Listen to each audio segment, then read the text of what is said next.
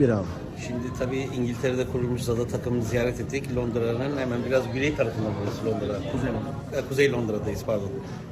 Kuzey Londra'da bizim Zada takımının ziyaretine geldik. Sağ olsun başkanımız da burada. Büyük hizmetler veriyor. Üzerinde Zada takımının forması var.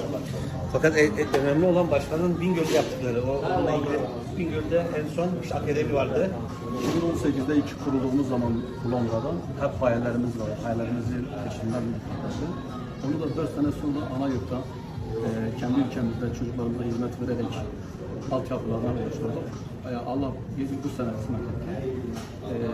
Seçmelerimiz oldu. 500 tane çocuğumuz katıldı. Şu an memlekette Bingöl merkez olmak üzere 500 tane 18 yaşlı çocukların hizmetine bir kurumsallaştırdık. Allah nasıl kısmet ederse sonrasında da inşallah başta yine sürerek Türkiye'nin çeşitli yerlerinde de akademilerinde toplumda iyi bireyler, iyi çocuklarımızın geleceklerine çok sonuçlarla.